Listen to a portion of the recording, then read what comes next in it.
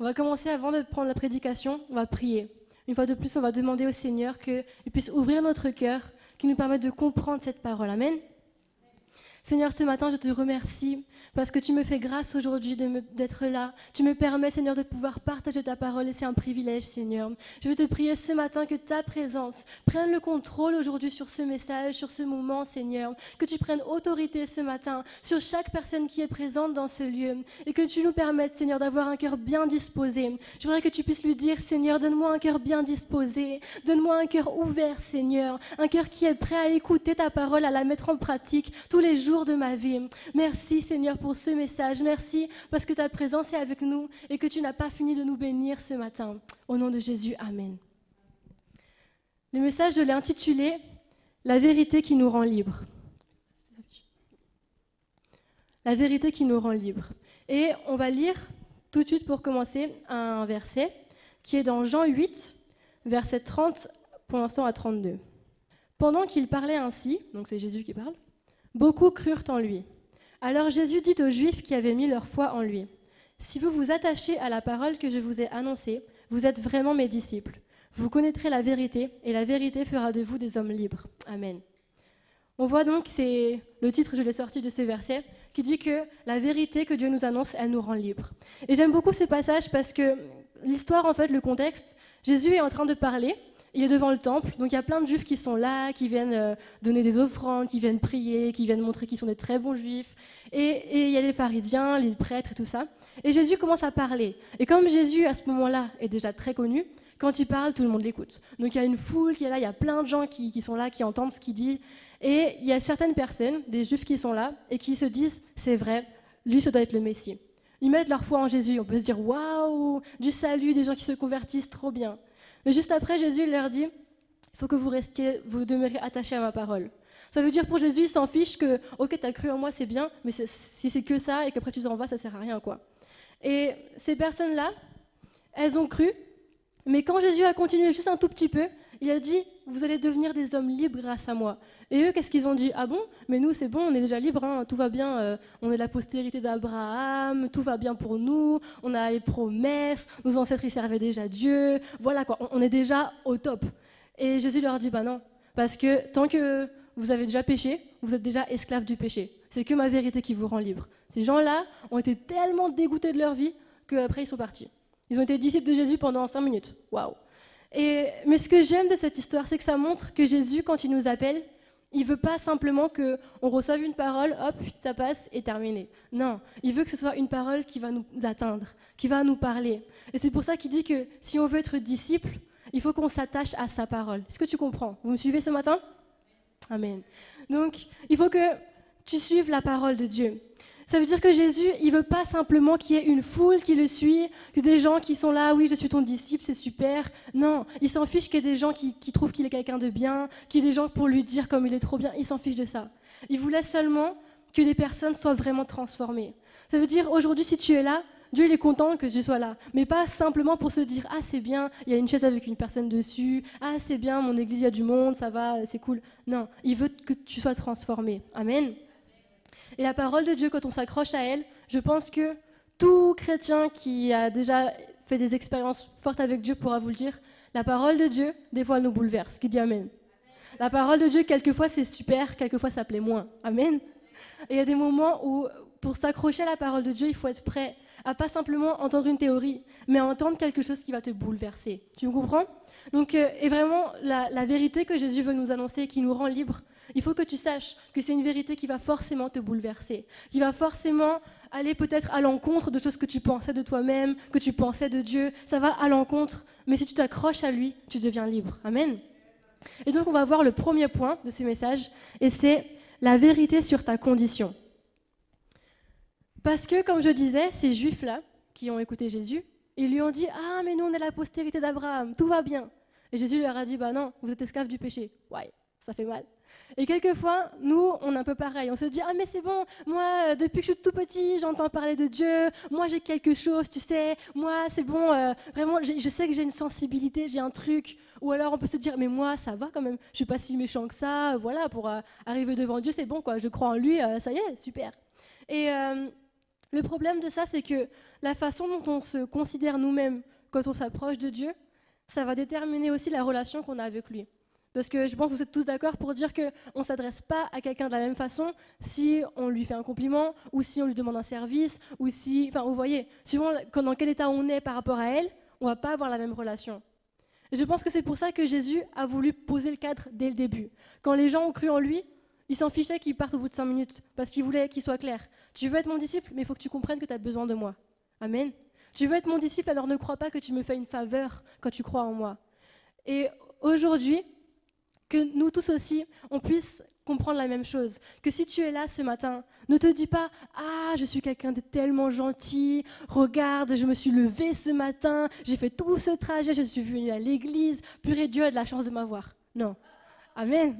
Si tu es là, que tu comprennes, je suis là parce que j'ai besoin de Jésus. Parce que moi, je suis esclave du péché et que c'est que lui qui me libère. Parce que ma situation, elle n'est pas bonne. Parce que moi, j'ai besoin d'un changement. Amen. Et quand on refuse cette chose-là, quand on refuse de croire que Dieu il veut nous apporter quelque chose et que par nous-mêmes, on ne peut pas se dire c'est bon, voilà. Quand on refuse ça, on va forcément se couper de Dieu, comme l'ont fait ces Juifs-là. Je me rappelle d'une fois une personne que j'ai connue qui était comme ça, vraiment très fort. Elle me disait ah oui, moi tu sais, depuis que je suis toute petite, je sais déjà tout plein de choses. Mon papa il m'a tout expliqué. La personne n'avait jamais lu la Bible de sa vie, ou presque pas, mais elle savait mieux que moi. Ah, c'est sûr, elle savait tout. Et un jour, à force de parler comme ça, de dire non, mais tu peux pas, non, ça marche pas, tu peux pas arriver devant Dieu en disant moi je suis déjà tout. Et un jour j'ai demandé Seigneur, donne-moi une parole pour cette fille-là, parle-moi parce que je sais pas quoi lui répondre. Et Dieu m'a donné pour elle une promesse qui était mais trop belle, franchement, une parole magnifique, qui dit plein de bénédictions, mais qui commençait juste par, tu sais, quand t'es né, t'avais rien pour moi. Moi, tu méritais rien, t'étais très très très loin. Et juste de commencer comme ça, la fille, quand je lui ai dit, oh la tête qu'elle a fait, pouh, et je crois qu'elle a même pas entendu la suite de la promesse à cause de ça. Mais quelquefois, on est pareil nous-mêmes aussi. Dieu veut nous donner une super parole, il veut nous parler, il veut nous donner plein de bénédictions, mais nous, on arrive avec une mauvaise attitude. Et on dit, ah Seigneur, donne-moi ça.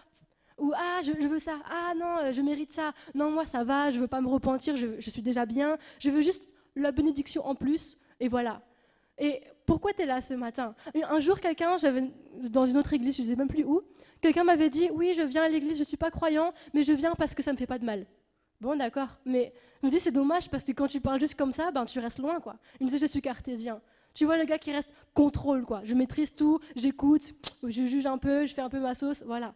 Avec Dieu, tu ne peux pas faire ça.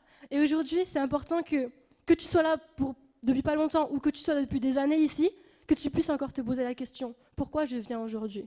Pourquoi je suis là? Qu'est-ce que je cherche de Dieu? Est-ce que je cherche à me donner bonne conscience? Est-ce que je cherche à avoir une bénédiction en plus? Ça ne peut pas faire de mal.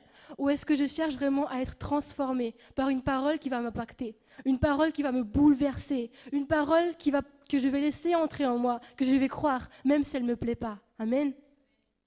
Je dis ça aujourd'hui, mais moi aussi j'ai dû passer par là. En gros, moi j'étais dans une famille chrétienne, et du coup, pendant très longtemps, je connaissais beaucoup de choses de la part de Dieu, beaucoup des versets par cœur, je connaissais toutes les théories, plein, je connaissais. Sauf que j'avais un petit problème, c'est qu'il y a un truc que je ne comprenais pas dans la Bible. Parce que d'un côté, c'était écrit, si tu crois au Seigneur Jésus, tu es sauvé, toi et ta famille. Et en même temps, quand on lit la Bible, on se rend bien compte qu'il ne suffit pas juste de dire, oui, oui, je crois. Il y a plus que ça. On voit les disciples qui sont prêts à mourir pour Dieu. Et dans la Bible, on voit que croire en Dieu et aimer Dieu, c'est pareil. Et moi, je ne comprenais pas. Je dis, Seigneur, moi, je crois en toi, je suis d'accord. Hein. Depuis que je suis petite, on m'a dit ça. Je le crois, d'accord. Jésus est mort sur la croix, c'est bon. Donc, je devrais être sauvée. Mais en même temps, j'aime pas Dieu. Parce qu'en fait, je lui parle jamais. Enfin, il n'y a rien. Il n'y a pas de relation avec Dieu. Alors, est-ce que je suis sauvée ou pas? Et c'est une question qui était dans mon cœur pendant des années. Je disais, Seigneur, est-ce que je vais au paradis si je meurs aujourd'hui ou pas? Je sais pas. Et je n'osais même pas en parler à ma famille, à personne, parce que je me disais la honte, quoi. Eux, ils sont tous chrétiens dans ma famille, voilà, ou même à l'église, on me voit comme la super fille qui connaît tout par cœur. J'ai pas envie de, leur dire en fait, je sais même pas si je suis sauvée. Et pourtant, pendant vraiment très longtemps, je ne savais pas comment faire. Alors j'avais une technique. C'est que de chaque fois que j'allais à l'école du dimanche, au culte, chaque fois que même il y avait des baptêmes et les gens racontaient leurs témoignages, moi je disais, ah, je vais faire comme lui, ah, je vais faire comme ça. Par exemple, un jour, quelqu'un m'avait raconté son témoignage parce qu'il se faisait baptiser et il disait, moi je me suis converti sous la douche, tout ça. Je me suis dit, ah, je vais faire pareil. Alors la fois d'après que j'ai pris ma douche, j'ai dit, Seigneur, je te rends ma vie. Voilà. Et je voulais reproduire les mêmes choses que les gens en espérant que peut-être comme ça, je vais réussir à trouver ce que j'ai jamais trouvé, à voir comme les gens que je voyais qu'ils parlent de Dieu, il y a des étoiles dans leurs yeux, comment ils font? Et moi, je ne ressentais rien, quoi, je sais pas. Et j'avais beau essayer, j'avais beau faire, ça marchait pas. Alors je continuais à apprendre, j'apprenais des versets par cœur. Après, je voulais même plus aller à l'école du dimanche, parce que j'étais une grande. Donc j'allais au culte, là, et j'écoutais tout, et je connaissais, et j'apprenais l'histoire du peuple d'Israël, des petits trucs théologiques, des petits mots d'hébreu, de grec, des trucs que je connaissais, mais beaucoup pour une enfant, mais ça marchait pas. Et un jour, j'étais à peu près au lycée. Il y a un jour, je ne sais pas pourquoi, je pense qu'à cette époque-là, Pasteur Carolina priait déjà pour moi. Un jour, c'est devenu comme un truc, non mais là, il faut que je sache. Je ne peux plus continuer ma vie sans savoir où est-ce que je vais après. Je ne peux plus. Et un jour, j'ai dit, Seigneur, je ne sais pas comment faire. Et j'ai passé comme ça un moment, pas longtemps, 2-3 jours, hein, mais où vraiment, je ne mangeais plus, je ne dormais plus. J'ai dit, Seigneur, il faut que je sache. Je dois savoir si je suis sauvée ou pas. Et j'avais essayé toutes les techniques de la terre, comme je vous ai raconté, tout, mais voilà. Différentes façons de le dire, parler, prier tout fort, pas fort, à genoux, debout, tout, j'ai tout essayé dans ma chambre, mais tout quoi. Et rien marchait. Et en fait, un jour là, comme ça, il m'est arrivé un truc que sur le coup, j'ai même pas compris. Parce que j'avais dit, Seigneur, tu sais quoi? J'en ai ras-le-bol de pas savoir. Après quelques temps, ça comme je vous disais, quelques jours où vraiment ça allait pas du tout. Mais ma mère me disait, mais qu'est-ce que t'as? T'es amoureuse? Non, non, pas du tout. Bien pire que ça. Et en fait, j'ai passé un moment, je me rappelle, j'étais dans ma chambre, j'ai dit, bon Dieu, ça suffit. Tu sais quoi, on va faire un truc. Je ne savais même pas comment le formuler. Aujourd'hui, je dirais peut-être, tu écris mon nom sur le livre de vie. À l'époque, je ne savais même pas comment dire ça. J'ai dit, Dieu, tu sais quoi, tu le fais, d'accord? Tu le fais, ça là. Tu fais que je suis sauvée, hein, parce que j'ai besoin que tu le fasses, j'y arrive pas. Donc, fais-le. Et puis, moi, on va dire que je ne m'en occupe plus, d'accord? Mais tu le fais, je compte sur toi. Vraiment, j'étais comme ça. Parce que si je meurs et j'arrive devant Dieu, qu'il ouvre son livre de vie, qu'il n'y a pas mon nom dedans, ah non, non, non. J'ai dit, s'il te plaît, tu le fais. Et après ça, j'ai eu la paix. Mais j'aurais voulu ressentir un truc, rien du tout. Je me suis dit, mais Dieu me répond même pas, quoi, la honte. Et juste, je me suis dit, bon, je le fais. Et sur le coup, je ne comprenais pas. Je m'étais dit, sûrement, un jour, je raconterai ce témoignage, mais alors pour l'instant, je ne sais même pas quoi en dire. Et aujourd'hui, je peux dire c'est le tout premier pas de foi que j'ai fait de toute ma vie. C'est que quelques années plus tard que j'ai une vraie rencontre avec Dieu, que les choses ont changé. Mais je sais que là, quelque chose s'est passé. Et où j'ai dû comprendre que pour arriver au salut, tu ne peux pas faire tes techniques. Tu ne peux pas essayer de faire comme les autres. Tu ne peux pas contrôler. Tu es obligé de dire, moi, j'y arrive pas. Et Dieu, il me sauve et c'est que lui qui le fait. Amen. Et je me rappelle quand je priais pour le Seigneur demander quel message faire aujourd'hui. Ce chose-là m'est revenu vraiment très fort à ma tête. Le Seigneur m'a dit, tu sais, c'est hyper important de comprendre. Comme les pasteurs sont à une convention qui s'appelle revenir à l'original. Et l'original, c'est quoi? C'est tout simplement ça. L'original, c'est que ton salut, tu ne peux pas l'avoir par toi-même. Ton miracle, tu ne peux pas l'avoir par toi-même. Tu peux être la meilleure personne de la terre, ça ne sert à rien. Tu ne peux pas jamais te dire, ah mais moi, tu sais, je suis mieux que les autres, moi, voilà, ça ne sert à rien. À l'époque, avant tout ce que je viens de vous raconter, je me disais, c'est dommage que j'ai connu Dieu juste depuis que je suis petite, parce que du coup, c'était bête de dire ça, hein, mais je disais, du coup, j'ai jamais vraiment péché, quoi, vraiment. Je veux dire, j'avais jamais eu de copains, j'étais jamais allée en boîte, je m'étais jamais droguée, jamais fumée, jamais rien. J'étais très, très sage. Et je me disais, mais alors, moi, je pensais que j'avais rien à me repentir. Voilà, c'est bon, parce qu'au lycée, il y a tellement de gens qui font n'importe quoi, ils couchent ensemble avant, ils sont même pas mariés, ils se droguent, ils sont rebelles contre leurs parents, ils font des trucs. Moi, ça va. Et pourtant, non. Vraiment, tellement pas. Et le jour où Dieu m'a permis de voir à quel point j'étais loin, j'ai compris, ah oui, c'est vrai, j'ai beaucoup de choses à me repentir. Et que tu puisses aussi t'en souvenir pour toi-même. De dire, on ne peut jamais se dire, ah mais regarde, mon voisin, il est pire que moi, franchement, non. Toi, tu as besoin de repentance. Toi, tu es loin. Toi, tu es esclave du péché et tu as besoin du Seigneur pour te sauver parce que tu ne peux pas y arriver tout seul. Tu peux pas. La seule chose que tu peux faire, c'est lui demander simplement. De lui dire, Seigneur, tu me sauves. Sinon, je suis mal. Voilà, j'ai pas le contrôle. J'ai pas de stylo pour écrire sur le livre de vie mon nom. Je peux pas. C'est hors de ma portée. Amen. Et ce que je vous dis là, je vous dis pour le salut, mais c'est aussi valable pour n'importe quel autre miracle. En ce moment, là, au mois de janvier, on avait eu, pour ceux qui étaient là, une série 2019 sur l'échelle des miracles, je ne sais pas si vous vous rappelez, on a vu plusieurs étapes, voilà, la promesse, confesser les bonnes paroles, prier, persévérer, visualiser, tout ça, vous vous rappelez? Mais tout ça, c'est important qu'on comprenne que ce n'est pas une méthode pour dire, voilà, je veux un miracle, alors je vais trouver un verset dans la Bible, tuc, ça parle de mon miracle, allez hop, et puis je vais que dire des bonnes choses, et puis après je vais visualiser comme ça, et après je vais attendre, allez, 1 an, et puis ça y est, je vais l'avoir. Non, ce n'est pas une méthode. Il faut comprendre que tout ça, tout ce qu'on a appris, pour n'importe quel miracle. Nous, ce qu'on peut faire, c'est simplement faire ce qu'il faut pour que le miracle arrive, pour qu'on l'accepte, pour préparer le terrain un peu. Mais le jour où le miracle est donné, il ne vient pas de toi. Jamais tu pourras dire, j'ai eu ce miracle parce que tu as vu, j'ai tellement prié, waouh, je suis trop bien, quoi. Jamais. Tu ne pourras jamais dire, moi, j'ai reçu ça parce que regarde, je me levais tôt le matin, j'ai intercédé, et puis après, je visualisais, et puis tu vois, j'ai la bonne technique. Non, jamais. Ton miracle, si tu le reçois, c'est parce que Dieu te fait grâce. Amen.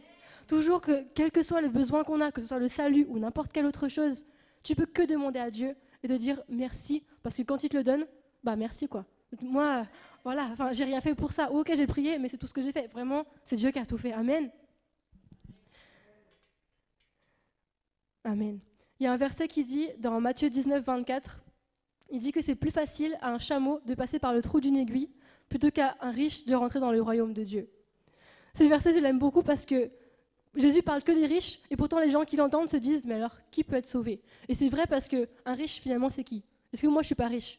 Ok, d'accord, je ne suis pas forcément millionnaire, mais on est tous riches d'une façon ou d'une autre. Quand on sait qu'on a des choses sur la terre auxquelles on tient. Peut-être tu n'as pas un compte en banque avec des milliards dedans, mais tu as peut-être une maison, un toit sur ta tête, tu as une famille, donc tu es riche quelque part. Mais Dieu, il dit, eh ben, tous ceux qui sont riches comme ça, c'est plus facile à un chameau de rentrer dans un trou d'une aiguille. Je ne sais pas si vous pouvez imaginer la scène, le chameau qui va le trou d'une aiguille comme ça, je ne sais même pas s'il le voit déjà très clairement, et puis qui rentre, un poil peut-être rentre, mais pas plus. Je veux dire, même ses yeux ne rentrent pas, sa langue ne rentre pas, il ne peut pas rentrer. Et pourtant, c'est plus facile que ça se passe là, plutôt que toi et moi, on aille au ciel. Donc il faut comprendre que c'est la vérité. Si tu commences à essayer par toi-même de gagner les trucs, mais c'est perdu d'avance, en fait. Cette vérité, je pense qu'elle nous rend libre déjà de la perte de temps, honnêtement. Hein. Tu veux essayer d'être assez bien pour Dieu, tu veux essayer de faire les choses, tu perds ton temps. J'ai perdu 18 ans de ma vie, honnêtement, à essayer de faire semblant, de faire comme les autres, et de ne pas trouver le salut, jamais trouver la paix. Et ton miracle, de la même façon, si tu crois que simplement parce que tu as connu les bonnes choses, parce que tu as des bons leaders et bons pasteurs, parce que tu as la bonne technique et que tu fais les choses correctement, tu l'as, non, c'est faux. C'est Dieu qui le fait parce que Dieu, il peut faire passer un chameau par le trou d'une aiguille. Qui dit Amen. Amen. Dieu peut le faire. Et s'il le fait, on peut que lui dire merci. Le deuxième point, justement, c'est ça, c'est le cadeau de Dieu. Le cadeau de Dieu parce que quand, justement, nous, on pourrait faire tellement d'efforts pour obtenir quelque chose. On peut galérer, on veut des finances, allez, je vais travailler. On veut une restauration familiale, et ben on va devenir gentil avec tout le monde et plus rien faire de notre vie juste pour ça. Ah, je veux ma bénédiction sentimentale, alors je vais sur Mythique et tous les sites comme ça. On fait des efforts, on fait des trucs et on n'obtient jamais le miracle qu'on veut. Mais ce que Dieu fait, il fait les cadeaux. C'est encore mieux en fait. Il te donne un cadeau. Il te dit, tu sais quoi? Tu ne peux pas y arriver tout seul, même si tu essayes. Tu n'arriveras jamais. Mais moi, je te le donne. Cadeau, prends-le, il est là pour toi, amen. Ces juifs-là dont Jésus parlait dans Jean 8, on voit qu'ils ont été dégoûtés parce que Jésus leur a dit, vous êtes esclaves du péché. Mais ils n'ont même pas compris que Dieu leur disait, en fait, vous pouvez ne plus l'être. Et c'est tout, quoi. Il faut juste le comprendre, il faut juste le recevoir. Que, ok, ta situation devant Dieu, elle est mal. Que tu ne pourras jamais mériter quoi que ce soit. Tu ne seras jamais assez bien, tu ne pourras jamais remplir tous les trucs qu'il faut. Mais pourtant, Dieu te le donne. Je me rappelle qu'un jour, j'avais eu un temps de prière très spécial où c'était une époque où je cherchais du travail et ça ne marchait pas. Franchement, voilà. J'ai envoyé 12 000 lettres de motivation, CV, tout ça, et ça me saoulait. Et je trouvais rien. Et un jour, j'avais prié en me disant, j'ai marre, allez, j'envoie une dernière et ça y est, je vais me coucher, ras-le-bol. Et puis, je vais prier et ce jour-là, je ne m'attendais pas du tout, mais Saint-Esprit vient me parler. Il me dit, tu sais, quelle lettre de motivation je t'ai demandé pour m'appeler à mon service? Ah, c'est vrai. Je me dis, Dieu m'a appelé, je sais que Dieu m'a choisi, que Dieu veut faire des choses avec moi. Mais pourtant, mon CV, on n'en parle même pas, mais ma lettre de motivation, quel argument je vais donner à Dieu pour dire, prends-moi, pour dire, oui, je suis la personne que tu veux. Bah non, parce que regarde, j'ai aucune qualité qu'il faut. Enfin, non, tout ce que tu m'as appelé à faire, c'est que le Saint-Esprit qui te rend capable. Et le Seigneur qui était là, qui me disait, je t'ai jamais demandé ça. Oui, c'est vrai. Et il m'a rappelé le verset qui dit, il y a plus, non, la moisson est prête, mais il y a peu d'ouvriers. Et Dieu m'a dit, ici, il y a peu d'ouvriers. Le peu qu'il y a, tu crois que je choisis n'importe qui? Ah bah non, c'est vrai. Dieu n'est pas bête. Pour qu'il y ait déjà, il n'y a pas assez d'ouvriers, en plus ceux qui sont là, ils sont nuls. Ah bah non. Si Dieu t'a choisi pour faire partie des ouvriers de sa moisson, c'est que tu es un ouvrier excellent. Dis-le avec moi, je suis un ouvrier excellent. Amen. Est-ce que tu le crois? Et c'est pas parce que toi t'étais bien. T'as pas eu besoin de faire une lettre de motivation, de dire Seigneur s'il te plaît, choisis-moi. Non, il est passé et il t'a vu et il t'a choisi. Waouh. Pourtant, on n'en méritait pas, mais il te l'a fait cadeau. Et ça me rappelle aussi le verset qui est au début des évangiles, quand on voit que Jean-Baptiste, il arrive. Et toutes ces prédications sont résumées en une seule phrase. Repentez-vous, car le royaume de Dieu est proche. Jésus arrive par la suite, et son message est pareil, résumé en la même phrase. Repentez-vous, car le royaume de Dieu est proche. Et moi, je me rappelle de ces versets comme il m'évoquait tellement, vous savez, dans les vieux films, les gens avec la cloche là, repens-toi, pécheur, le jugement arrive. Et je me disais, comment Jésus peut dire un truc pareil? Enfin, c'est vraiment bizarre. Jusqu'au jour où le Seigneur m'a montré que ce n'est pas du tout ce qui est écrit. C'est pas écrit, repens-toi car le jugement arrive et tu vas être tous en enfer. Non, il a dit, repentez-vous parce que le royaume de Dieu est là, il est proche, c'est maintenant, tu as l'opportunité, amen. Repens-toi parce que c'est le moment, repens-toi parce que tu as le cadeau aujourd'hui. Et c'est le cadeau de Dieu, tu n'as rien fait pour ça, mais tu n'as pas besoin de faire, amen. Tu n'as pas besoin d'être la meilleure personne, tu n'as pas besoin d'être le meilleur au travail, la meilleure maman, la meilleure femme, le meilleur père, on s'en fiche. Tu as besoin d'être toi-même et de te repentir. C'est quoi se repentir? Repentir, le mot de base, il veut juste dire, tu marches, tu vois que tu n'es pas dans la bonne direction, tu fais demi-tour. Se repentir, ça veut dire ça. Mais pour se repentir, il faut comprendre que tu n'es pas dans la bonne direction. Amen. Ça veut dire que se repentir, c'est pas pleurer, oh là là, je suis tellement quelqu'un de catastrophique, je suis affreux, je suis méchant, condamnez-moi, blablabla, mea culpa, tout ça, et puis faire pareil. Non, le but c'est que tu vas comprendre que ce que tu as fait, c'est mauvais. Et c'est vrai que quand tu réalises ça, quelquefois, comme je disais, ça bouleverse. Quelquefois, tu vas pleurer, ouais. Parce que quand toi, tu as toujours construit ta vie de telle façon que tu vas là, que tes plans c'est ça, que tes buts c'est ça, et que tu vas là-bas, et que d'un coup, Dieu te dit, mais en fait, non, tu es complètement à la masse.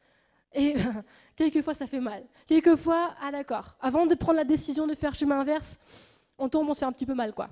Mais celui qui se repent, c'est celui qui ne s'arrête pas là. Il se dit, d'accord, donc j'avais une vie pas du tout correcte. Ok, devant Dieu, je ne peux même pas me comparer à mes voisins, ça ne sert à rien. Moi-même, voilà, ça ne va pas. Mais je fais demi-tour et je vais vers Dieu. Et après, Dieu n'a jamais dit, tant que tu n'es pas parfait, je ne t'accepte pas, je t'ai à l'œil. Jamais Dieu a dit ça. Simplement, il te dit, j'imagine quand Jésus arrivait à l'époque, il arrive dans un peuple, personne ne le connaît. Tout le monde était hyper religieux, à croire que voilà, nous on a postérité d'Abraham. C'est pas que les juifs de Jean là qu'on a vu tout à l'heure qui le disaient. Tous les juifs de l'époque le disaient. Nous c'est bon, on est le peuple choisi, nous on est élus, nous on a tout bien, tout faux, tout parfait. Mais quand Jésus arrive et qu'il leur dit repentez-vous, enfin voilà quoi. Ça veut dire tu crois que t'es bien, tu crois que t'es là, bah non, demi-tour mon gars.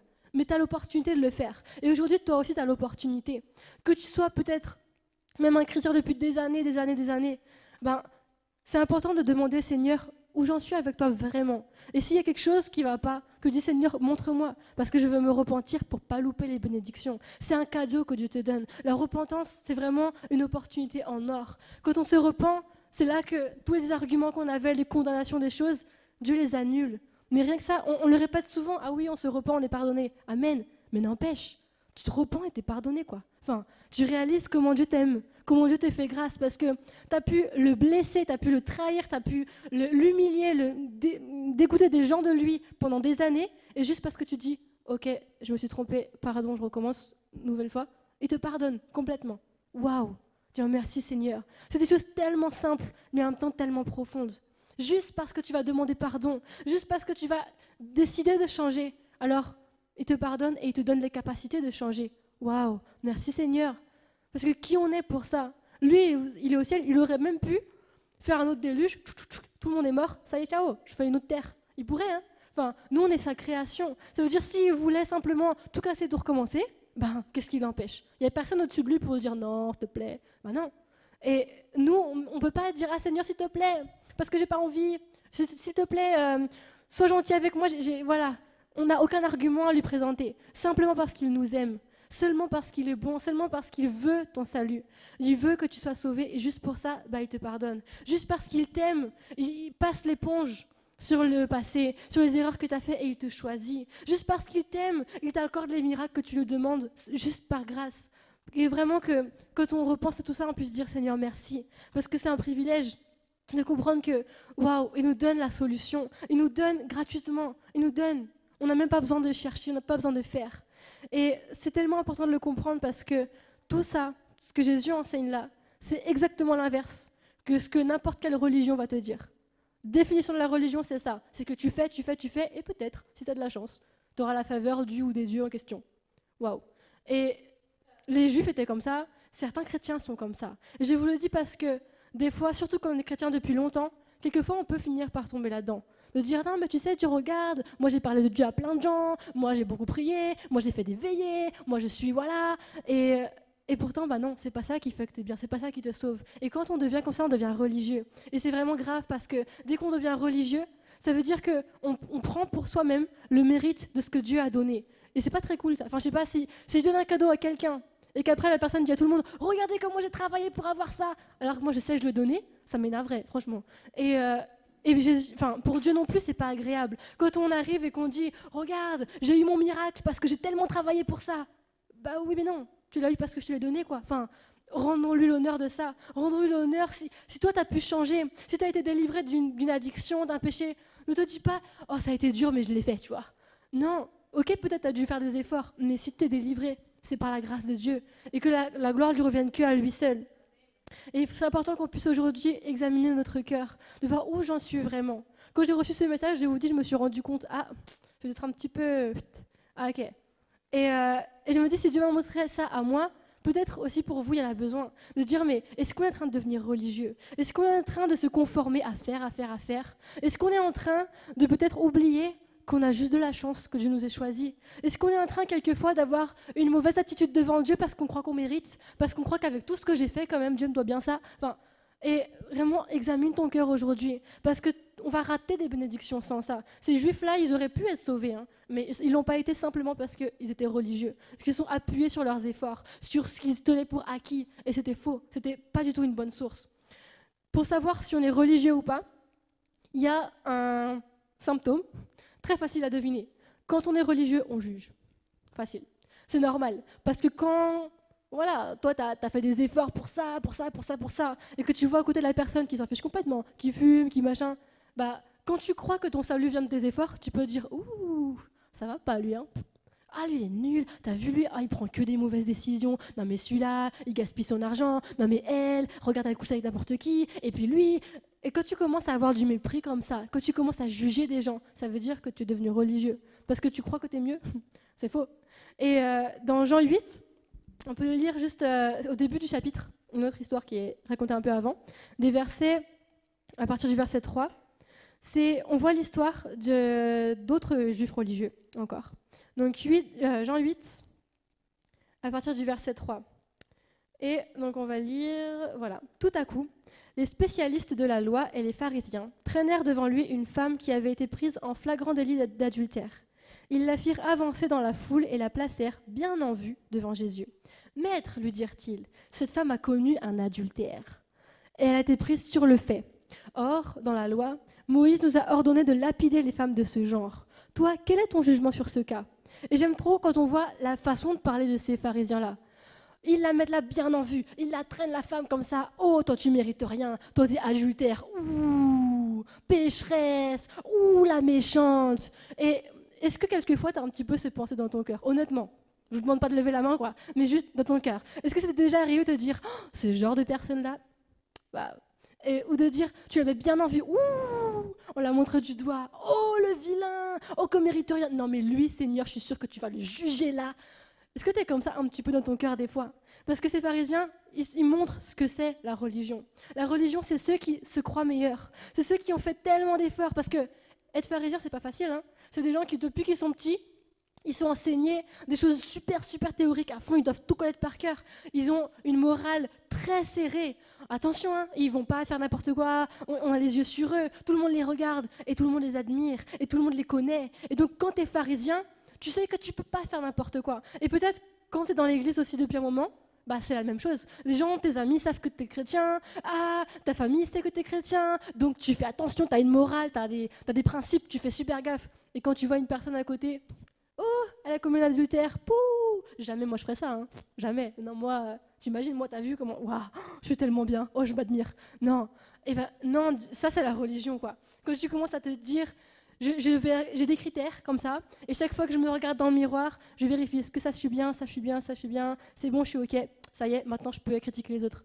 Non, non, Dieu n'est pas d'accord avec ça.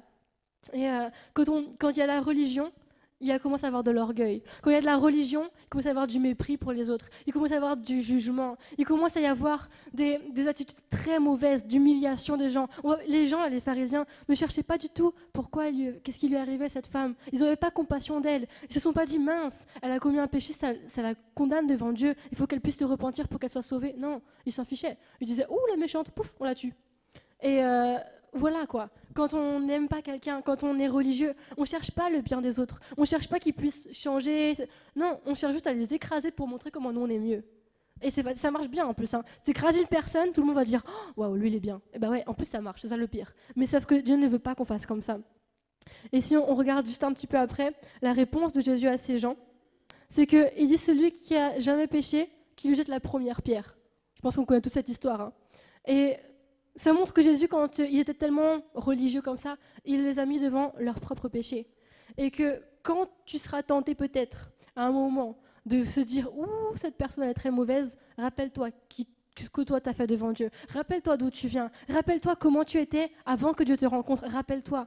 Parce que c'est ça qui va protéger ton cœur. Et on ne pourra jamais être une église bénie, une église qui apporte du fruit, qui fait plein de choses comme on le veut, comme Dieu nous l'a promis, comme on le veut depuis le début. On ne pourra jamais atteindre ça si on permet des choses comme ça, de jugement des autres, de religion, de trucs. Non, c'est pas possible.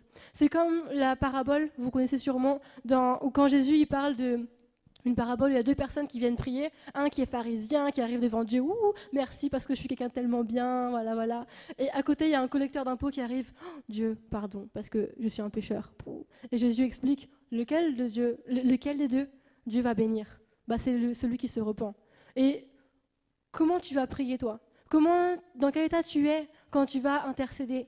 Dans ta chambre ou à l'église? Comment tu es? Est-ce que tu te dis oh, heureusement que j'ai tellement changé, que je suis tellement bien, regarde, j'ai plein d'arguments pour moi, waouh, trop bien. Ou est-ce que tu te dis pardon, je suis pécheur? Comment tu commences? Comment tu te sens au fond de toi? Et vraiment, c'est important de comprendre ça parce que la Bible dit que Dieu a exaucé le collecteur d'impôts alors qu'il a pas du tout exaucer le pharisien. Ça veut dire que si tu veux être exaucé, si tu veux que tes prières portent du fruit, il faut que tu te gardes de la religiosité, que tu te gardes de jamais penser une seule seconde que tout ce que tu as, c'est grâce à toi. Jamais, jamais. Dis-le, tout ce que j'ai, c'est grâce à Dieu. On dit encore plus fort, tout ce que j'ai, c'est grâce à Dieu. Amen. Merci Seigneur, parce qu'il nous a tellement fait grâce quand, voilà, on n'était rien, quand on était... mais perdu quoi, on était personne. Et peut-être aussi, quelquefois, c'est nous-mêmes qui avons été mis dans la position de cette femme adultère. Parce que, voilà, on parle des religieux, tout ça, mais il y a pu arriver des moments où peut-être c'est des gens qui ont dit, en parlant de toi, oh, celui-là, qu'est-ce qu'il est pas bien? Ou peut-être des chrétiens, peut-être tu es arrivé dans une église et tu t'es dit, oulala, tout le monde me juge, ça va pas, tout ça. Et c'est important qu'on puisse comprendre aujourd'hui que si jamais des choses comme ça te sont arrivées, eh ben, que tu saches que ça, Dieu ne l'approuve pas. Que Dieu n'a donné à personne sur cette terre l'autorité pour te juger. Personne. Parce que quand on regarde l'histoire de cette femme adultère, Jésus, qu'est-ce qu'il a dit? Comme je le disais, ceux qui ont péché, qui jettent la première pierre. Tous, ils sont partis. Parce que tout le monde a péché, hein, clairement. Voilà. Ils sont tous partis. Ils se sont rendus compte, c'est pas la peine que je la condamne parce que moi, je suis pareil qu'elle, en fait. Et Jésus, il est resté. Jésus, lui, il aurait pu. Pour le coup, lui, il aurait pu mettre la pierre, c'est bon, il n'avait jamais péché. Mais quand il a relevé la tête et qu'il a dit « Tout le monde est parti ?» Ouais, tout le monde est parti. Eh ben, moi non plus, je ne te condamne pas. Ça veut dire que l'attitude que Dieu a, elle n'est pas comme ça.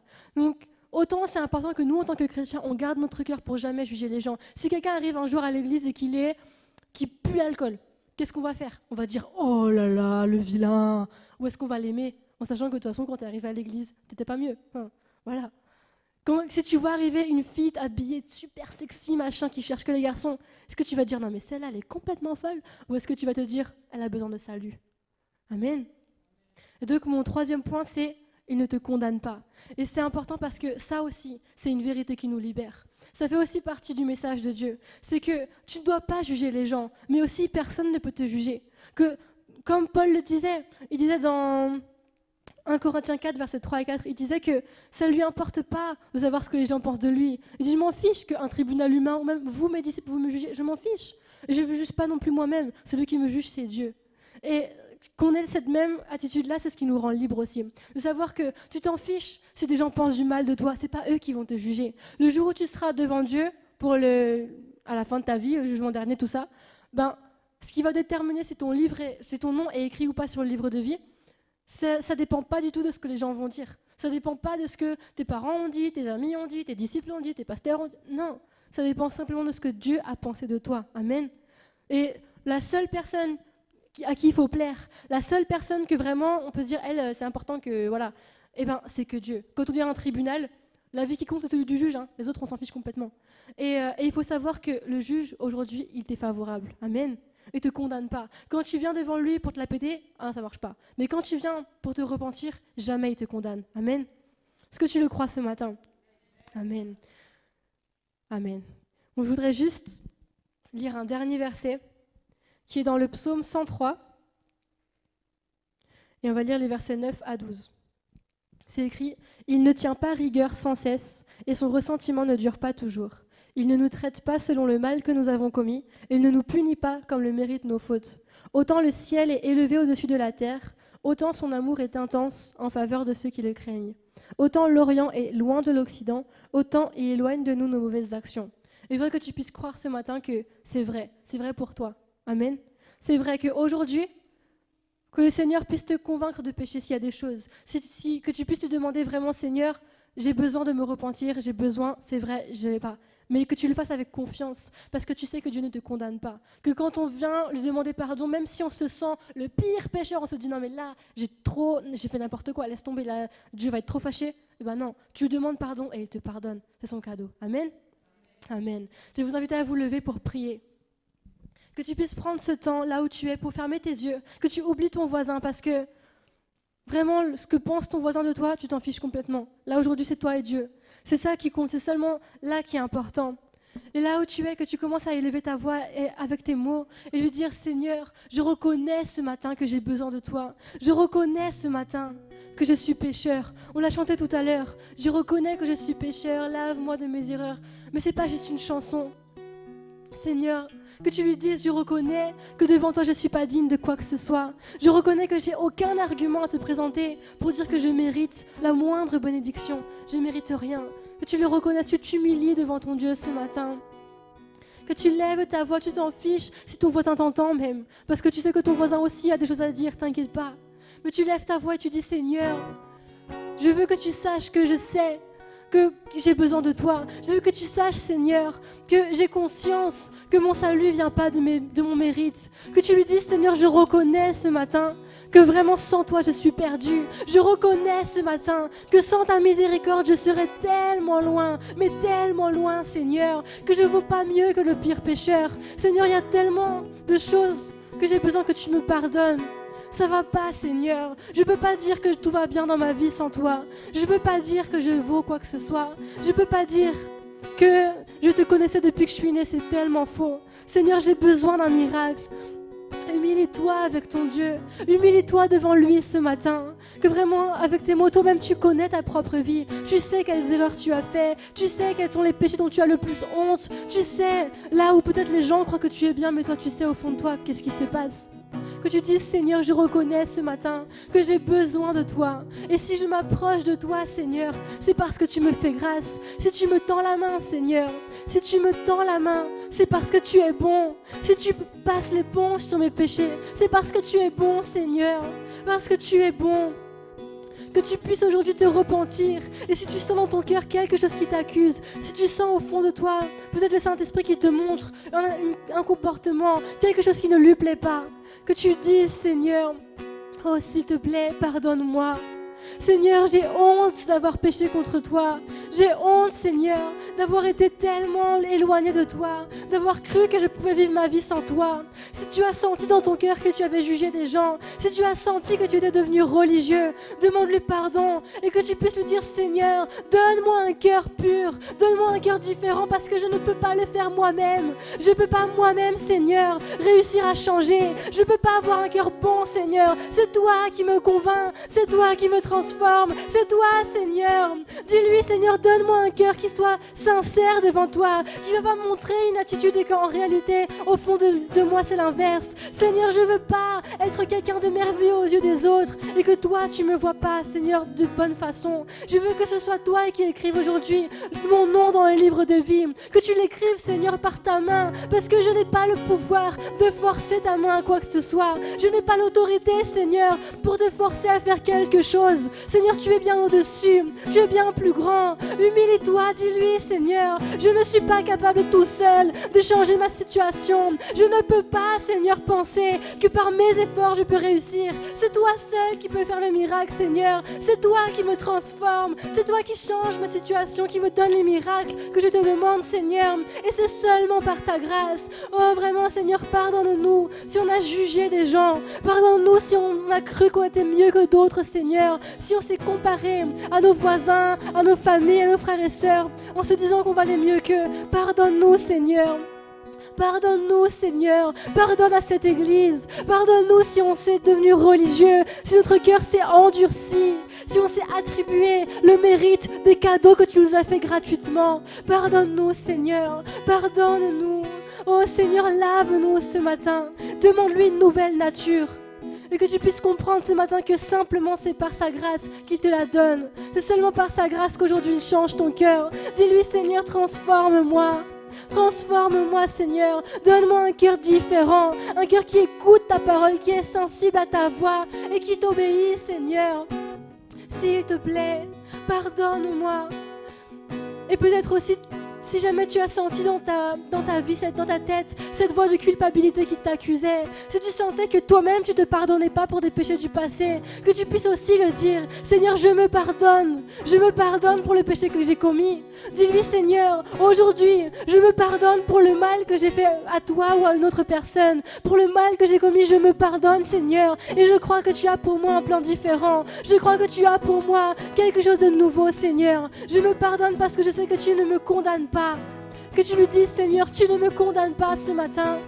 Crois-le, crois-le, il ne te condamne pas. Il n'est pas venu pour te juger. Il n'est pas venu pour te descendre, pour te dire que tu es quelqu'un d'horrible. Il est venu pour te donner une nouvelle opportunité, pour te donner le cadeau du salut gratuitement, pour te donner une nouvelle chance. Si tu veux un ministère, crois-le qu'il t'a appelé. Tu veux ouvrir ta cellule, crois-le, il te le donne. C'est lui qui le fait. Pas parce que tu prêches mieux, pas parce que tu es meilleur, parce qu'il te le donne tout simplement. Oh Seigneur, je veux croire aujourd'hui que tu nous donnes une nouvelle nature. Dis-lui, Seigneur, je crois que ce matin tu me transformes. Je crois que tu agis, parce que comme tu as changé cette femme adultère, tout le monde la voyait mal, tout le monde la jugeait, tout le monde la critiquait, Seigneur. Mais toi, tu voulais simplement lui donner une nouvelle chance. Et qu'aujourd'hui, Seigneur, on est dans la même position que cette femme. On n'est pas comme ces religieux, Seigneur, qui se croient déjà bien. Non, on sait, Seigneur, qu'on a péché. On sait qu'on ne mérite pas. Mais Seigneur, comme cette femme, tu l'as pardonnée, tu ne l'as pas condamnée. Nous non plus, Seigneur, tu ne nous condamnes pas. Seigneur, on sait qu'on a besoin de toi, mais tu ne nous condamnes pas et tu vas nous aider, Seigneur. Tu vas croire ce matin que le miracle que tu lui demandes, il va te le donner simplement parce qu'il t'aime. Dis-lui, je le crois, Seigneur.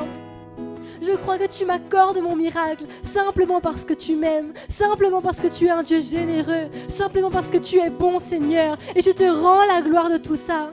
Peut-être même tu as déjà reçu des miracles extraordinaires. Peut-être même tu as déjà l'assurance d'être sauvé. Et rien que pour ça, dis-lui merci. Seigneur, je te rends la gloire. Ce n'est pas grâce à moi, Seigneur, c'est grâce à toi. Merci, Père éternel, parce que tout ce qu'on peut faire pour toi, c'est une grâce que tu nous fais. Dis-lui merci parce que tu m'as choisi, que tu as préparé un plan merveilleux pour moi. Dis-lui merci parce que tu restaures ma famille, que tu fais de nouvelles choses, Seigneur. Dis-lui merci parce que tu restaures ma situation financière. C'est pas par mon travail, Seigneur, c'est grâce à toi. C'est grâce à toi tout ça, Seigneur. Et aujourd'hui, Père, on veut te rendre gloire. On veut te remercier et proclamer que tu es saint, que tu es un Dieu grand, Seigneur, que c'est toi qui mérites toutes choses. Est-ce que tu peux avec tes propres mots l'adorer? Est-ce que tu peux avec tes mots le proclamer qu'il est un Dieu si bon, un Dieu si grand? Qu'on puisse le remercier. Parce que si tu as reçu ce matin cette parole, si tu as compris aujourd'hui quelle grâce Dieu t'a faite, c'est impossible de rester muet. C'est impossible de rester indifférent à ça. De dire, Seigneur, je suis tellement reconnaissant devant toi parce que tu m'as sauvé. alors que je ne méritais pas. Je suis tellement reconnaissant devant toi parce que tu m'as choisi, parce que tu me transformes. Merci Seigneur. Merci Seigneur. Oh, il n'y a pas de mots suffisamment grands pour te remercier. Il n'y a pas de mots assez puissants, assez forts pour être à la hauteur de tout ce que tu nous as donné, Seigneur. Merci parce que tu nous as donné gratuitement le salut. Tu nous donnes les miracles, tu nous donnes le fruit, tu nous donnes tellement, Seigneur. Et comme ta parole le dit, ce n'est pas un salaire, c'est un don, c'est une grâce. Ce n'est pas quelque chose dont on pourra se glorifier. C'est tout pour toi, Seigneur.